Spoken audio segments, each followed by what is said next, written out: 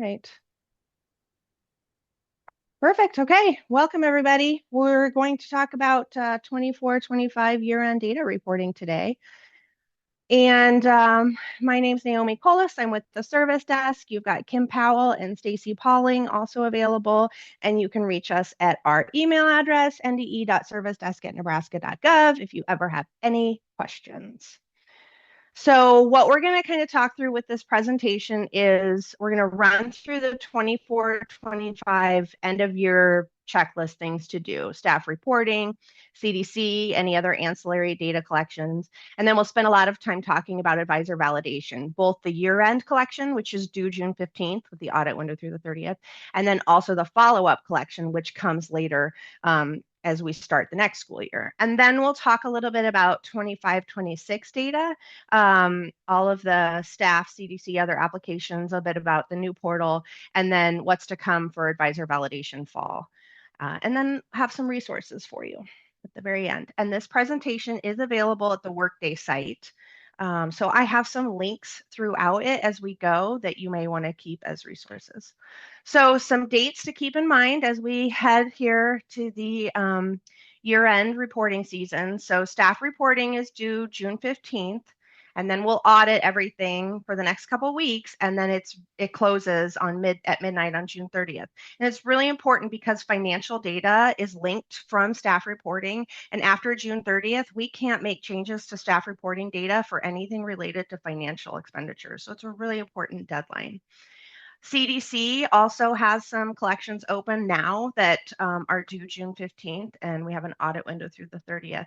And then, of course, advisor validations year-end collection is due June 15th so that the NDE staff can do their auditing, and they'll reach out to you after the 15th through that audit window. And then at midnight on June 30th, we take sort of a snapshot of your data, and that's going to be your locked data reports. And we'll start displaying those July 1 or thereabouts.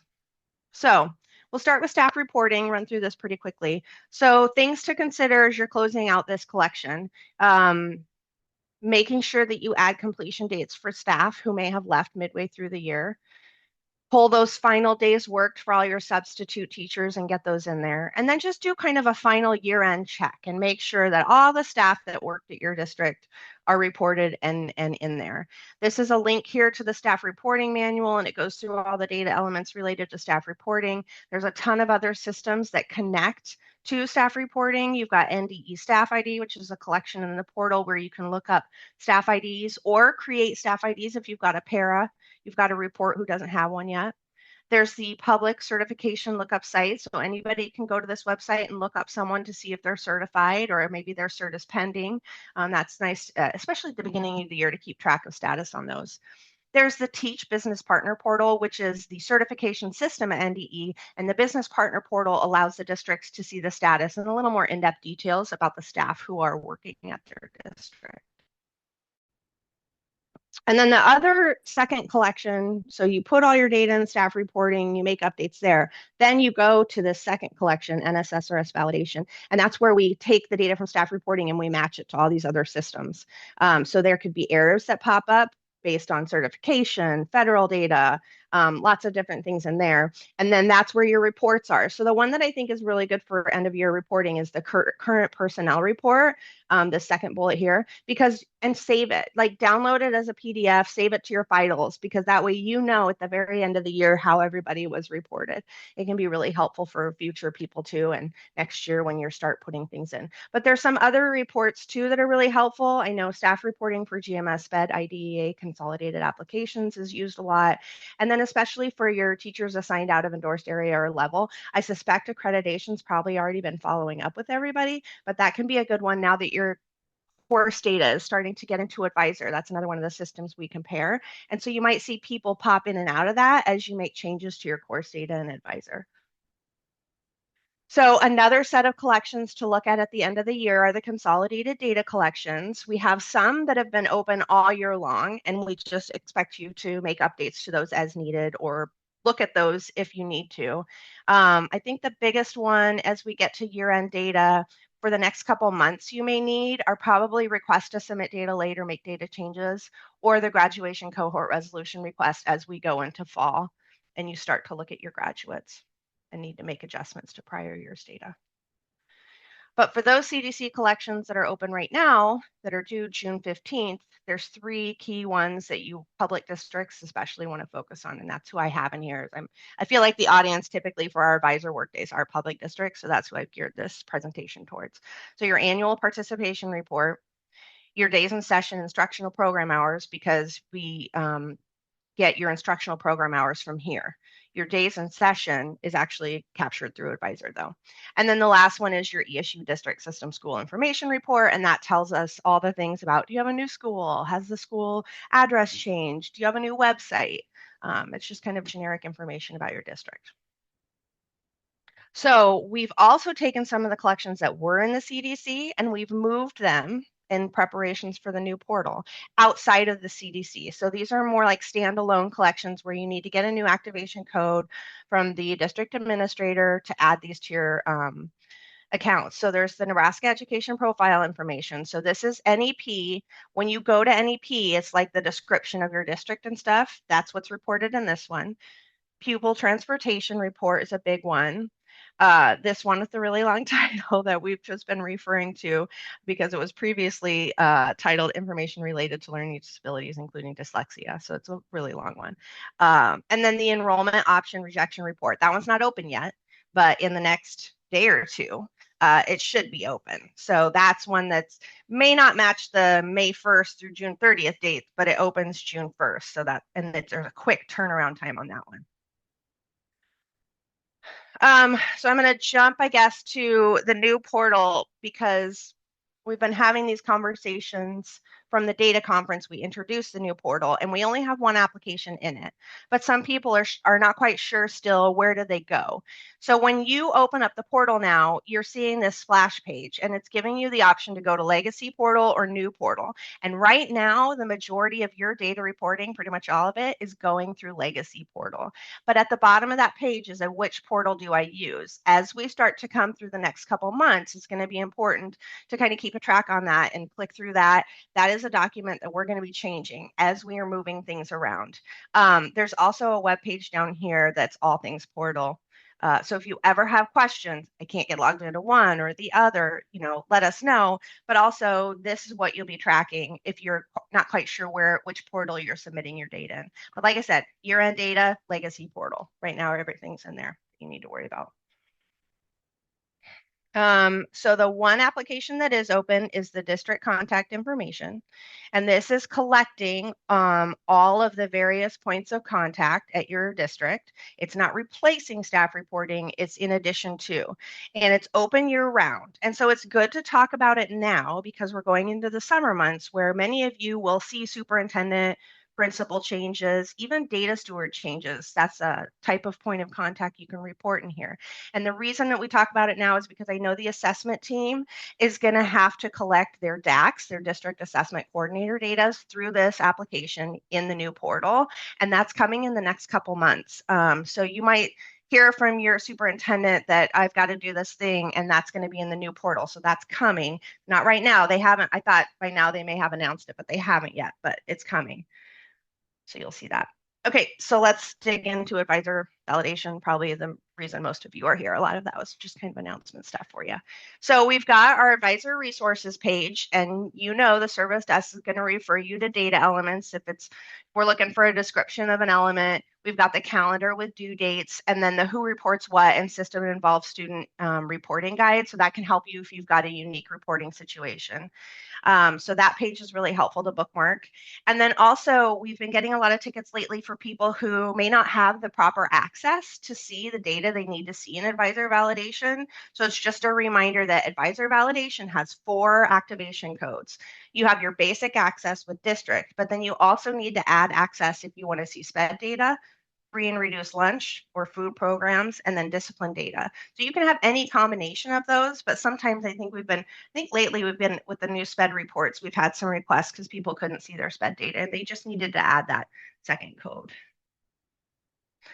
All right, so year-end advisor validation, the data that we're focusing on is going to be demographic, your enrollment data, including your completers, your graduates, attendance data, really important right now, discipline, courses, including like instructional units, all that stuff, and grade data. And then all your program records, your special education, really key and important, because again, that's another one that they're stopping it at the year end, June 30th deadline. So early childhood title, Rule 18. And then for some stuff that you're kind of looking at previous years is your Perkins post-school survey and your SPED post-schools outcome.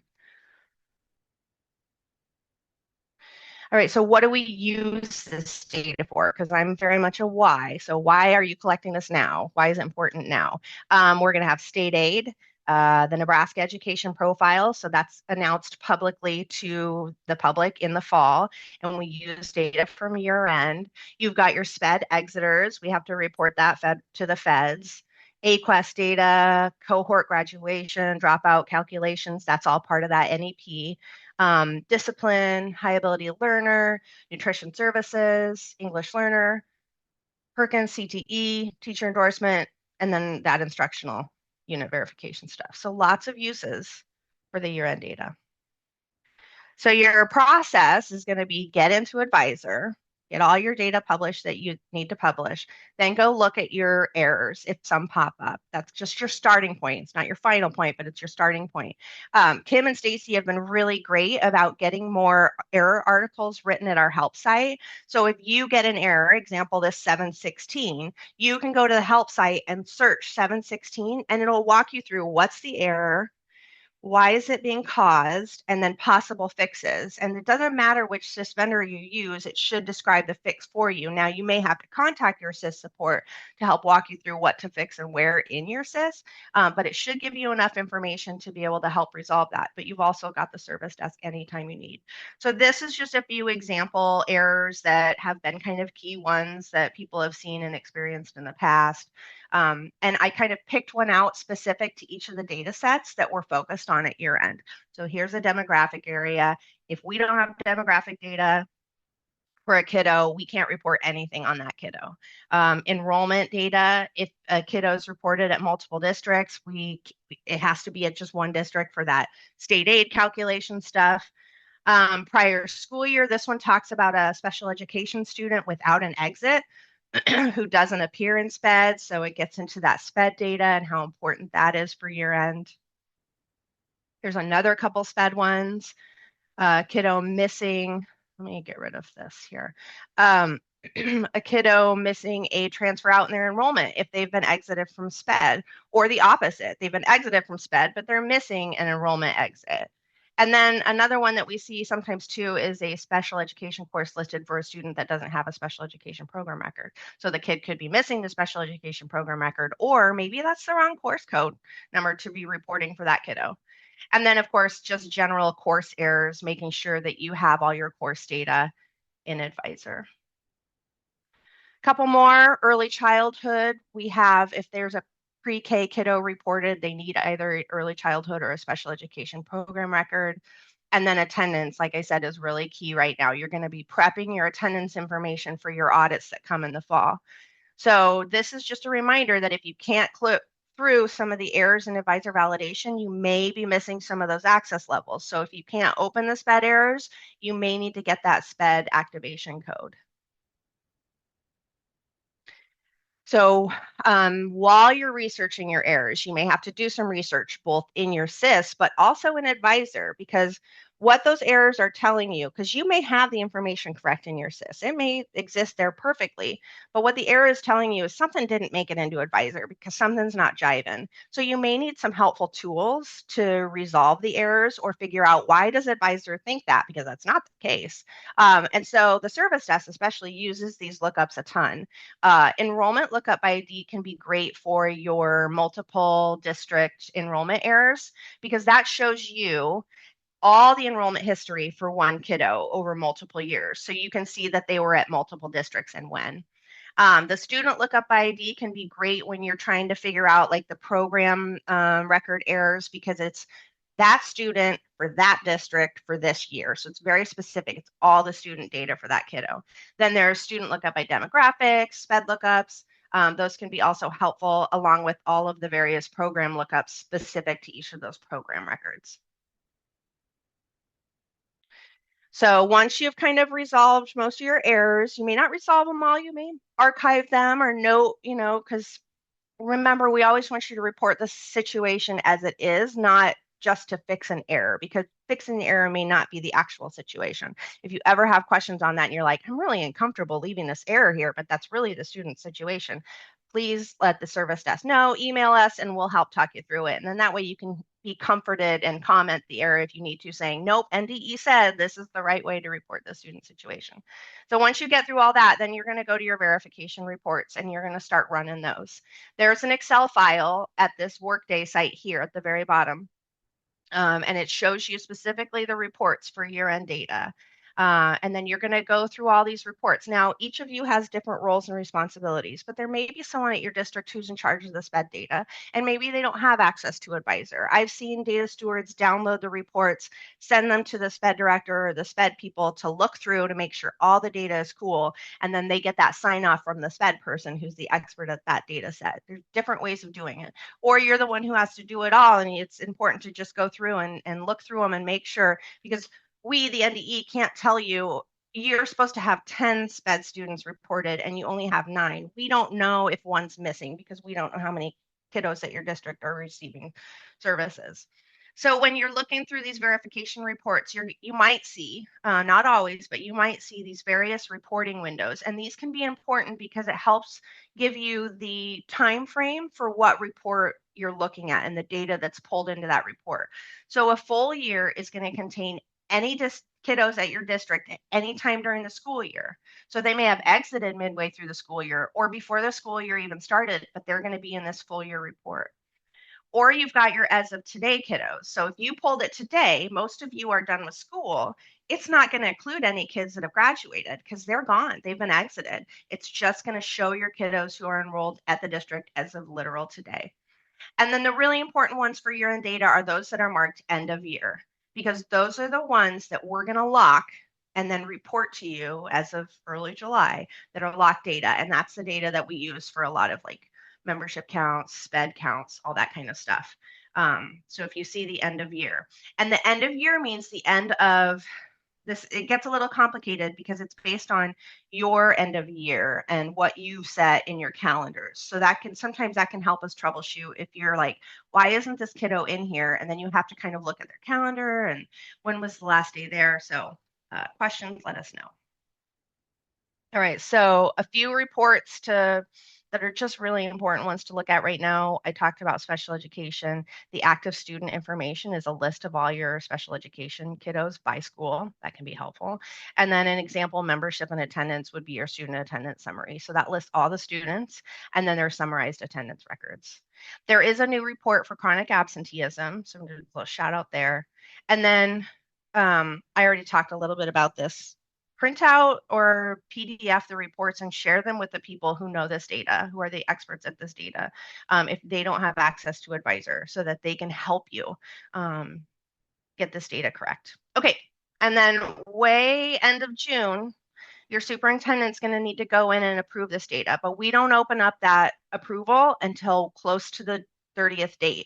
And that's because, yes, the data is due on the 15th, but that's so that NDE folks can start looking at the data. And then they may be in touch with you, or other districts may be in touch with you and be like, hey, could you fix this thing because it's impacting our reports, et cetera, et cetera. So we will open up that approval for the superintendents very close to the June 30th deadline. And it's really important that the superintendent makes sure that you've done the errors and warnings and those are resolved as best as can be possible, and you've looked at the verification reports before they sign off, because that's what they're signing off on, is that those reports are correct. And if the superintendent needs some step-by-step guidance on that approval, there's a link here. All right, so just some overall reminders as we go into this. New this year, we had a couple elements that were new. One is the FAFSA indicator. And so this is to track which students have been confirmed to have either completed an application or waived. So we've got some information in here, a couple links to the legislation and also to a FAFSA page. And there is a new validation error that's going to trigger if you've got a kiddo reported as completed who doesn't have this filled. A couple other elements, the English learner dismissed via IEP review. And that is a new one. We've had that all year. And then the Rule 18 program name, and this can be really helpful too. It's that you're reporting which Rule 18 the kiddo was at while you're reporting that Rule 18 record. Okay, so then we've got 211 alternative diploma. We removed this exit code. So this has been removed altogether. There's a link here to the guidance from the NDE SPED team. And we did this midway through the year and announced it, and we triggered this validation error. So I suspect by this point, I would think most of those would be gone. But if you still have questions on it, please let us know. If you're seeing some wonkiness, let us know. But that was done kind of midway through the year. All right, so big things we've talked about, exiting those kiddos from SPED. Who are they? Making sure that enrollment and SPED data is entered before June 15th and that it jives, right? Think about your 18 to 21-year-old kids. Are they returning? Are they not returning? We realize that there's going to be some stuff that happens, kind of after the deadline, but that should be the minimum that we talk through with tickets, not the maximum. So make sure to just go through your graduates, any who are in special education or receiving services, make sure that their SPED records are edited or exited, sorry. And then running those reports for full year attendance data, right? Because by the time you hit the audit in the fall, it's too late to be finding those things. The data has already been starting to be used for NEP and your auditors are looking at it. So make sure to look at it now. And then also just kind of keep an eye on your exempt student list because those are students who do need to be verified every year. All right. And then the last thing that's year-end time of year, but it's related to data prior is your Perkins post-school survey. That's for last year's data. So these are kiddos who were reported last year. There's some verification reports to review, and it's important to change your advisor validation school year back to 23-24. And there's a couple reports here to review. And then your SPED post-school outcomes. There's not a lot you can do for the kiddos that we surveyed already. That is sent out annually in May, but it's important now to pay attention to the 24-25 data because that's who's going to be surveyed next May. And so you want to make sure that you have all the information for those SPED exiters for this year because the data will be pulled and those kiddos will be surveyed next May. Okay, so we'll pivot a little bit here and we'll start looking at what we say is the next year. So 25-26, things to expect to see, staff reporting, no major changes. We've got a couple new position assignment codes. I don't see them impacting the public districts too tremendously bad, but we will announce when that opens and possibly have a few work days / hours and talk through those if needed. And then the new portal. So I talked a little bit about these collections being moved over to the new portal. We're going to be sending bulletins if things are moved. We're going to, we have a document where everything's going to be listed. Collections that I expect to see moved over this summer sometime, ESSA ineffective teacher, school bond, probably advisor person ID. So the service desk is going to do a new portal roadshow in July and August, and we're going to go to each ESU and we're going to help people make sure that people are in the portal, make sure that their access is what it needs to be, because we're going to start to see more and more applications open in the new portal as we go into this new year. Course codes and clearing endorsements for 25-26 data, those were released in April. So you have that information there. And then we've got your follow-up collection for this year's data, and that'll be due mid-September with the audit window through October. And then it's going to be focused on the fall data already, which is wild to think about, but it's coming sooner than we think it is. Because the fact that May is almost over just blows my mind. Okay, so when we're thinking about follow-up data, so that's good to keep this in mind when you're completing your year-end data, because your year-end data, we can't change it in the follow-up collection. There's fewer data points to update. So the things that we can update are enrollment and demographic data. And that's pretty much it in the follow-up collection. That's what's updated. So no SPED, no course data, no title, none of that's going to be updated. So it really needs to be good in a good place at the end of the year. And I think this was an adjustment we made last summer. So this is year 2. So it's just good to keep in mind that you want to report those SPED changes that occur before July 1 by that June 30th due date. And then if something is changing the week of those deadlines and might need to be corrected, just contact the service desk. We'll walk you through what process needs to be used and make sure that we get that corrected. And then some data element updates that Max has been talking about for a couple of months now for 25-26 school year. So this will impact our fall data. We've got some elements being removed, example, learning modalities, ones that just weren't used or needed anymore.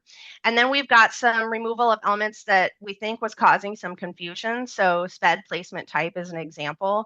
We're going to remove this altogether, and then we're adjusting some SPED setting codes. So adding some new SPED setting codes to kind of talk through those student situations. So it's kind of specific to the non-public kiddos and the home and exempt school kiddos. So there'll be some new SPED settings. That's all in the 25-26 data elements. This is a really helpful chart that the SPED team put together for those kiddos in those situations. So previously the code was 14, the SPED setting was, and it was just private school or exempt homeschool. But now you're going to have to define, okay, IEP or ESP, and then based on that, you'll use one of these new SPED setting codes.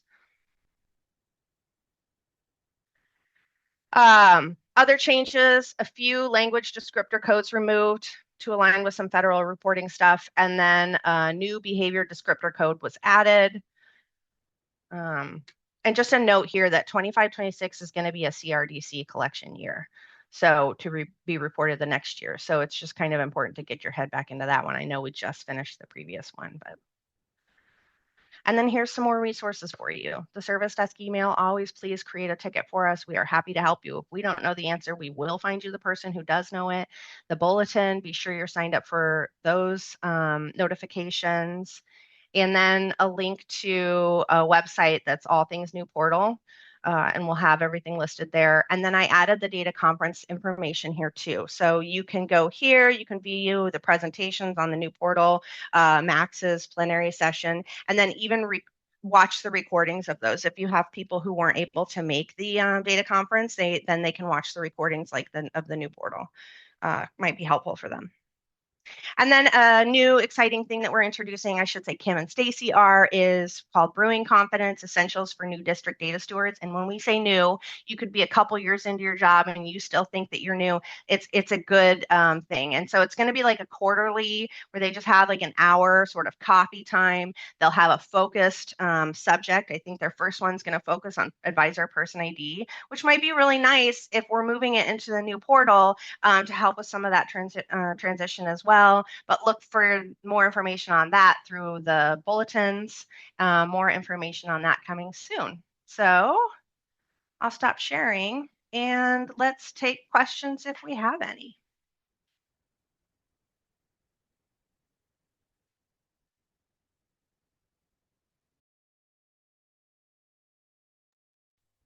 No questions?